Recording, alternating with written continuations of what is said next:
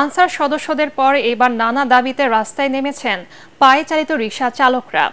রাজধানীতে ব্যাটারি চালিত রিকশা বন্ধ সহ ৭ দফা দাবিতে আজ শাহবাগের সড়ক অবরোধ ও বিক্ষোভ করেন তারা।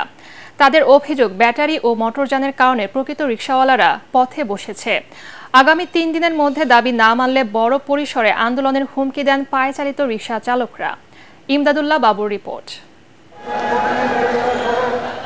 নতুন সরকার ক্ষমতা নেয়ার পর দাবি আদায়ের মিছিলে নেমেছেন বিভিন্ন শ্রেণী পেশার মানুষ।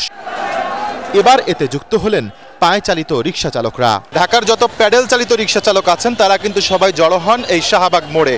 এখানে তারা এসে একটি দাবি তুলেছেন, সেটি হচ্ছে যে যতগুলো মোটর চালিত রিকশা রয়েছে সেগুলোকে ঢাকা থেকে বন্ধ করতে হবে। তাদের অভিযোগ, উচ্চ আদালত অবৈধ ঘোষণা করলেও বিগত সরকার রাজনৈতিক কারণে ব্যাটারি চালিত রিকশা রাজধানীতে চলাচলের অনুমতি দেয়। অটো রিকশা কোনো বের দেয় না, ওরা হলো অবৈধ। এই সিটির ভিতরে যেন কোনো অটো ঢুকতে না পারে, আমাদের এইটা অনুরোধ।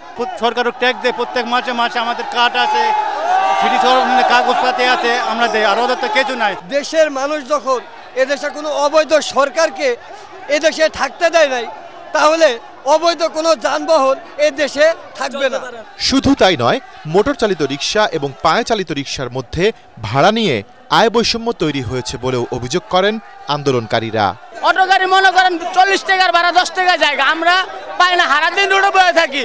অটো বিশৃঙ্খলা করে যানজট বাজায়, অটো কারেন্ট খরচ করে দেশের, অটো বিভিন্ন ধরনের অ্যাক্সিডেন্ট করে। এ সময় মোটর চালিত রিকশা বন্ধ, চালকদের লাইসেন্স প্রদান এবং ছাত্র জনতার আন্দোলনে নিহত ও আহত রিকশা শ্রমিকদের পুনর্বাসন সহ ৭ দফা দাবি জানান বিক্ষুব্ধরা। আমরা স্মারকলিপি দিচ্ছি, সেটা হলো আমাদের এখন একটা ডিসিশন দিবে। 72 ঘন্টা দাবি না মানলে আবার শাহবাগে মিছিল আইব, যদি বদ্ধ না হয় আন্দোলন চলবেই। রিকশাওয়ালাদের বিক্ষোভের কারণে ওই সড়কে কয়েক ঘন্টার জন্য বন্ধ হয়ে যায় যান চলাচল। পরে সেনাবাহিনী ও পুলিশের হস্তক্ষেপে রাস্তা ছেড়ে যান বিক্ষুব্ধরা। আপনাদের কাছে রিকোয়েস্ট করতেছি, হাত ধরতেছি, পা ধরতেছি, আপনারা সবাই রাস্তাটা ছেড়ে দেন। এখানে 2টা হসপিটাল, রোগীদের সেবা দিতে হবে। রিকশা মালিক ও শ্রমিক সংগঠনগুলোর হিসেবে ঢাকা মহানগরীতে পায়ে চালিত রিকশা পেশাজীবীর সংখ্যা 20 লাখেরও বেশি। ইমদাদুল্লাহ বাবু, ATN বাংলা, ঢাকা।